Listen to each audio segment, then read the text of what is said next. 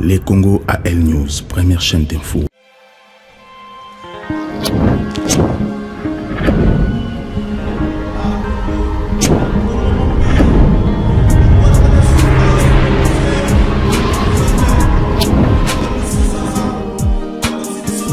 Bonsoir, bienvenue à l'émission Le Congo. Le Congo est une émission Obino Opérateur, Bissoto et la République démocratique du Congo, la diaspora et aussi la diaspora, la République démocratique du Congo. On a Soria de l'eau, on a Yambi, M. Saïdi Thomas. M. Saïdi Thomas, Azali, expert et à territoire et à Pangi. Territoire et à Pangi, vous avez la province à Sud Kivu, Maniema, plutôt, pardon, ils ont la province à Maniema. On peut inviter pour te parler sur la situation, où ils ont les cas. Dans le territoire ya Pangi, n'oubliez pas parce qu'il y a une investigation dans Bisso, le dossier Moko vraiment est dérangé, Bisso est dérangé par Congolais belé parce que nous sommes en communication, na bande qu'on a Bisso Bazali na ville ya Kalima, au Boyebi Kalima, où ils à l'époque utilisé ou exploité par la Belge, dans l'entreprise qui Somenki, où vraiment il y a Boussa qui ba Congolais belé étranger dans une ville vraiment mouvementée jusqu'aujourd'hui. Alors Nakatia ville wana nakatia territoire wana bazali na député au boyebi mios na kombo ya Joseph Kokonyangi au azali aujourd'hui secrétaire adjoint et à majorité présidentielle à Joseph Kabila aza député national il y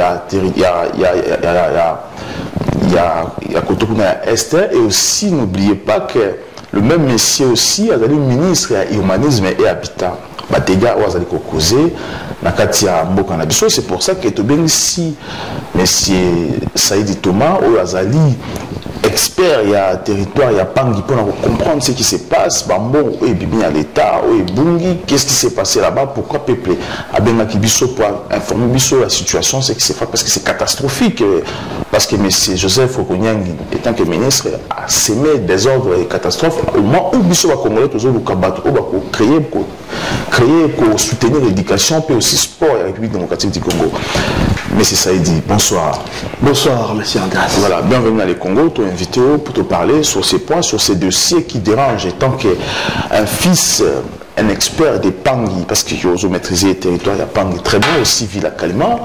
Alors, on a envie de parler sur ce qui se passe, de recevoir appel et belé. Mais c'est Joseph Kokonyang qui a créé des dégâts. On a envie de parler un peu sur un point, parce qu'il nous a parlé sur un point belé. Premièrement, on va parler sur le stade, on va parler sur la construction en régie des eaux, et aussi Banzela où il fallait qu'il y ait entre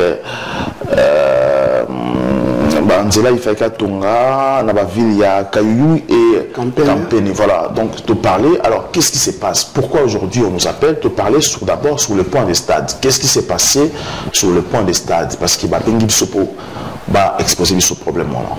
Ok, merci beaucoup de Konangai, Ezali Mawamingi, Ezape Kolela la population. Alors, eloko oti ko lobawana Ezaya solo. Ezaya solo nege bandeko ba oti ko benga, bakolela. Kolela mai na miso. Député national a escroqué un électeur naïe. Un électeur au batingié pour que les kolobela bango. Babinisi mbongo. Sur le point des stades. Hein? Sur le stade. A réhabilité stade Munyangi na Kalima. Bapesi mbongo ebimi. Abinisi yango, akotisi yango na ONG na ye asaliaki kuna. ONG yango kombo nango Siprodepa. Na Siprodepa on a pas de réhabilité stade wana. Basali eloko moko te. Azwi mbongo nyonso wana atia yango na poche na ye. Mbongo nyonso wana atia yango na poche na ye. Ça fait maintenant plus de 7 mois depuis bapesa mbongo wana eloko moko esalama te. Ezali pe mawa mingi pour la bandeko baza kuna. Mokolo nini biso batu ya Pangi, batu ya Kalima, tokozwa ba Neema, ba Messi, loko ba trésor walwa, ba trésor mputu, même ba ibenge. Donc biso tokozwa te pour na yeka la moko. Donc à BBC population, moyen bana ba beta bal, ba beta bal ngeni. Alors, montant ça combien? Parce que qui a financé cet argent et montant les a combien pour la réhabiliter stade? Réhabiliter stade wana eza stade balinga ba bengango stade Matata Mponyo. À cette époque, le premier ministre c'était Matata Mponyo. Et pourquoi Matata Mponyo? Matata Mponyo azali moko ya batu ya Maniema oyo azala motema moko nayebi ndenge naoki koloba te nayebi ndenge naoki koloba te ya kolanda exemple na ete biloko aza kotonga kuna na Kindu amoni mpe abino yo mpe ozali député kuna epa na bino na Kalima babimisi mbongo abino bokende réhabiliter stade alie mbongo wana mbongo ezalaki combien mbongo ezalaki $700,000 j'ai de preuve ezali. Est-ce que vous avez des documents qui... Nazana ba document nyonso na memeli yo yango nazana ngo awa. Il faut que ça soit parce que nous voulons avoir tous ces preuves aussi. Parce que c'est vrai que tu nous as présenté quelques preuves, mais il faudrait vraiment qui a financé cet argent. Mbongo wana ezaka bambongo ebimaka mbongo ya Banque mondiale. Banque mondiale apesaka toujours bambongo ndeko na ngai. Pour la réhabiliter babiloko ebele ezala ba secteur ebele mbongo bimaka ekende kuna po baye ba nini place nini o bakoki ko bongisela batu esika batu ala pe bazala lokola pe batu yango la balingi ba bongisa stade wana biso pe tozwa ba joueur kuna ba joueur ya minene ba banda pe ko bima kuna na Kalima mais ba ko bima lisu ndenge nini kokonyanga ale mbongo wana ale mbongo wana. Alors est-ce que possible mais qui ko contacter aussi? Alors, nous avons fait ça parce qu'il y a un secrétaire général et la majorité, qu'on appelle Moutouté, ou à Tindakaye, comme secrétaire général à la majorité. Donc aujourd'hui, on peut dire que Joseph, c'est comme si, réponse, c'est comme si c'est Joseph Kabila Mtapoussagaye qui n'est pas ça la aussi. Au moins, toujours Kabila nous tue. Mais Kabila est à partir de Joseph Kokonyangi. Quand lui vole comme ça, on va dire qu'il en va. On va dire que c'est le chef de l'État. Or, les chefs de l'État peut-être étaient. Ce chef de l'État, il faut expliquer. Voilà, tout côté, deuxième point, construction d'usine, il y a Régie des eaux. Alors, qu'est-ce qui s'est passé dans la Régie des eaux? Alors, Régie des eaux, qu'est-ce qui se passe? Parce qu'il y a un deuxième point, Régie des eaux. Oui, deuxième point, ils allaient pour la construction, il y a usine, il y a distribution d'eau potable. Yo moko yebi ba mboka na biso wana ba maladie ebele e bimaka nde na mai diarrhée et pas na biso kuna tona ba bilali chose e utaka wapi na mai batu bazala tu na mai te obi someki ezalaka à cette époque someki e banda ko sala makambo réhabilitation ya biloko nyonso wana. Je rappelle mon grand-père aussi, le père de ma mère d'ailleurs a travaillé dans someki. C'est là qu'est née aussi ma mère. Alors ça vraiment c'était une ville. On ne pouvait même pas envoyer quelqu'un qui est en Belgique, même si en France.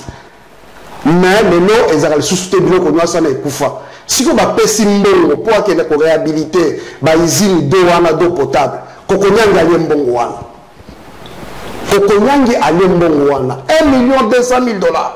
$1,200,000. C'est depuis quand? C'est depuis quand? Cet argent maintenant, ça va faire maintenant 7 mois depuis qu'il doit qu'il mbongo wana. Et il y a stade. Il y a stade, ça fait une année. Et ça qui au même moment où il y a stade ya Kindu. Pour ça que vous avez le stade de Joseph Kabila na Kindu. Oh, matata mponi atungi. Matata mponi atungi. À réhabiliter ou bien atungi? Atungi vraiment. Ils ont la norme. Ils ont la norme normale. Est-ce que l'équipe à Lubumbashi ou oh ya Kindu. Il y a Kindu l'équipe à Lubumbashi. Matata mponi atungi stade Joseph Kabila et l'équipe à Lubumbashi. Donc 1,200,000 pour réhabiliter le stade de Mounyangi à Kalima, à Limbongwana. Mais pourquoi peuple? Je te pose de revenir juste après. Les Congo AL News, première chaîne d'info. Je rappelle que ce soir, tu as invité M. Saïdi Thomas pour te parler sur ce qui se passe dans la République démocratique du Congo. M. Saïdi Thomas, expert, il y a territoire.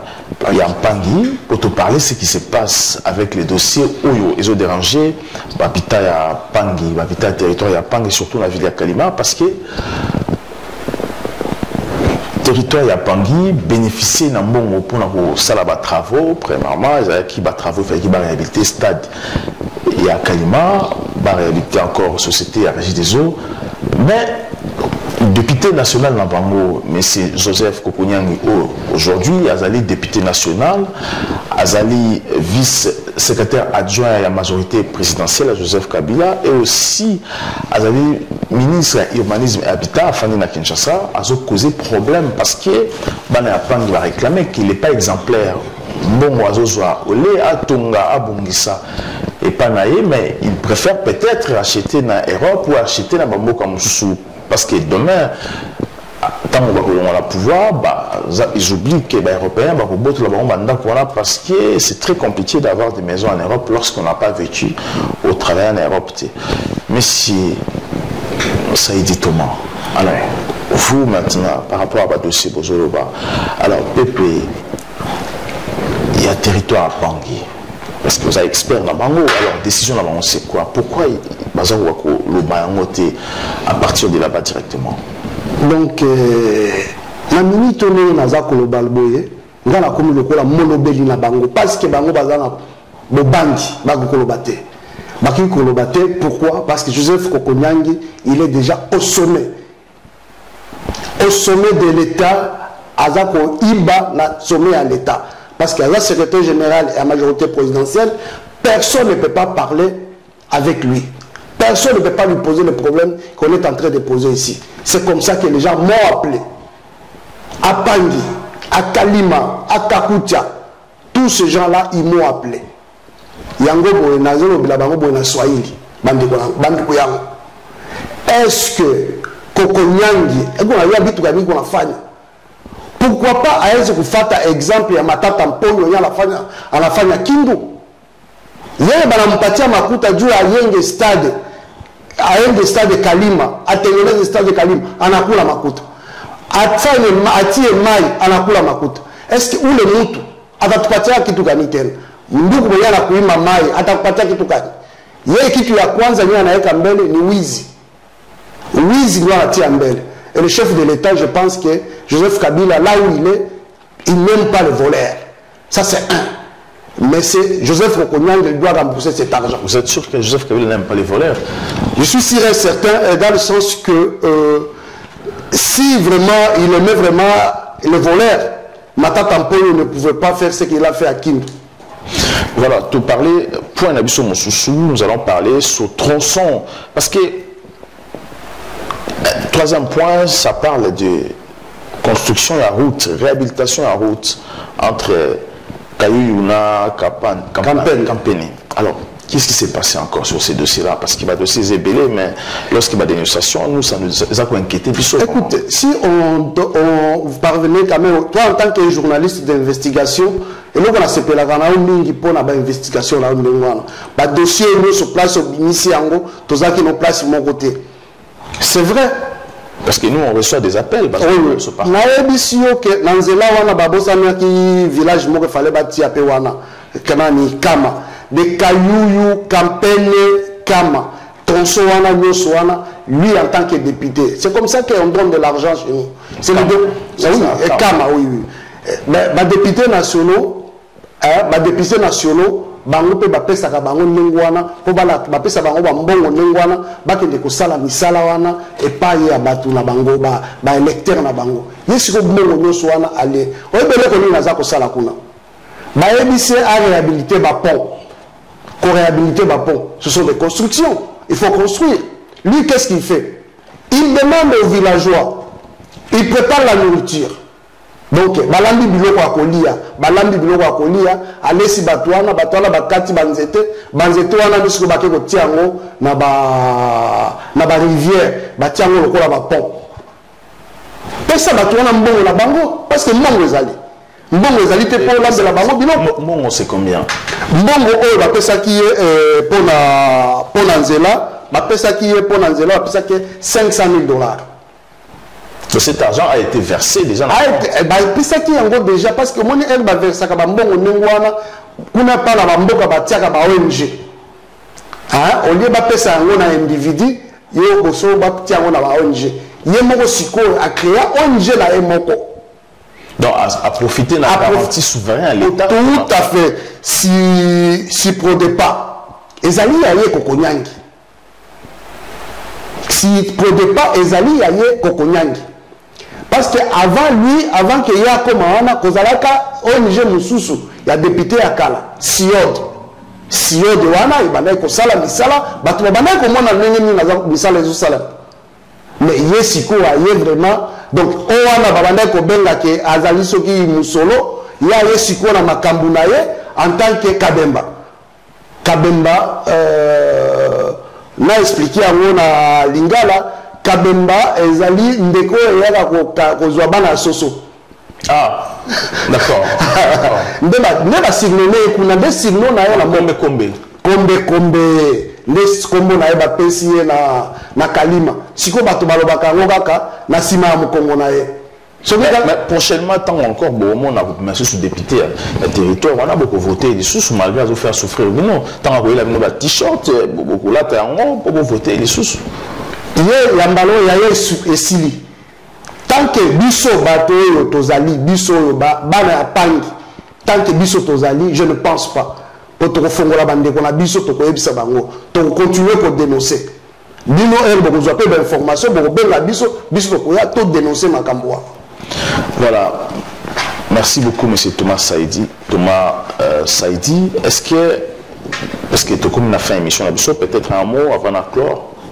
Oui, Nazali na eloko na okikoloba na koloba yango na Swahili pour bandeko na ngai ya pangi ba comprendre na bana manyema ba comprendre souci na ngai souci na biso surtout biso diaspora ya bana ya pangi o tozali nango parce que tokoya lisusu wa na bandeko mususu ba membre ya diaspora ya pangi poto lobela likambo kaka ya ndeko Kokonyangi to sengi na ndeko Kokonyangi Kokonyangi alias Kabemba ndenge bato baza kobenga ye azongisa mbongo wana ya stade azongisa mbongo ya stade azongisa pe mbongo wana ya kotira bato mai ya komela nzela ya kayu wana abongisa mais ayeba keno lobi makambo nyonso aza kosala lelo aza mutu ya liboso te aza la première ya chef de l'état parmi bana ya pangi pe akozala pe mutu ya suka te azongisa mbongo wana. Mais on peut permettre biso oyamba biso na bandeko mususu ya pangi poto ya koloba makambo ezali belende konanga. Il y a pas de souci, je rappelle aussi que prochainement nous avons un dossier toujours il y a Kokonyangi Joseph, le ministre de l'urbanisme et habitat, secrétaire général adjoint. Il y a majorité présidentielle, nous avons un dossier où vraiment bâtir biso toujours na territoire il y a pangi. Balakisi Banda Kunae, le dossier aussi Kinshasa et ce qui s'est passé même aussi na Goma. Donc vous parlez aussi parce qu'il y a un dossier, il y a IAC. IAC, ils ont des dossiers, je pense que Nabosani Koulibalango, ils ont des dossiers Moko. Alors, est-ce que vous avez informé sur le dossier IAC? Oui, et nous avons informé pour le dossier IAC, pour les Libanais, Hindou. Ah oui, ateki ndaku ya batu ya leta zama makambo ya leta na okota na makambo ya leta ba gouvernement ko yaka ba kolanda kaye ateki ndaku ya batu 2,500,000 $. Tala qui na niveau ya moyibi ateki 2,500,000 $. Azuka ka 870,000 $ nda versé na compte ya leta mo musona aliango. Tala niveau ya moyibi. Quel son pour la biso bato ya Manyema biso ba garçon ya pangi ba intellectuel ya pangi bato nyonso batielaka biso motema biso toya bato moko bato ya bwanya tobangaka moyibi mais toyebi te Kokonyangi auti wapi. Voilà, biso to afficher ba document na tout na page na biso ils a ba élément to afficher ngo aussi na site na biso le Congo AL News puis na page na biso. Vraiment je m'adresse directement à Joseph Kabila. Aujourd'hui, nous avons toujours dit que pourquoi les Congolais à diaspora parce que nous vivons en Europe, nous voyons comment la politique européenne les a évolué terme la territoire comment va construire. Mais nous chez nous le Congo est dirigé par des personnes incompétentes et des personnes mal intentionnées où on a toujours une pose à pour faire souffrir le peuple congolais alors que lorsqu'on arrive au pouvoir on fait une sélection, il y a ma meilleure au baril qui apporter excellence dans le cannabis parce que nous avons besoin de l'excellence et surtout nous voulons former l'homme, les caractères dans le Congo où il y a l'éthique et le développement. Donc ces dossiers, pour comprendre que les Congolais n'ont pas besoin de voleurs, tout autour il y a administration à Congo. Merci encore à l'équipe technique de la réalisation qui m'est venue Mangala. la caméra. Merci encore à Marie-Josée Mabassi, la coordination, et aussi Marion Rossa. Merci à vous partager l'émission partout, place Bazali, vous s'abonner, vous partager encore. Merci à MKM Production pour le financement. Et numéro ce soir, d'être toujours, je suis congolais, Kabila. À très bientôt. Les Congo AL News, première chaîne d'info.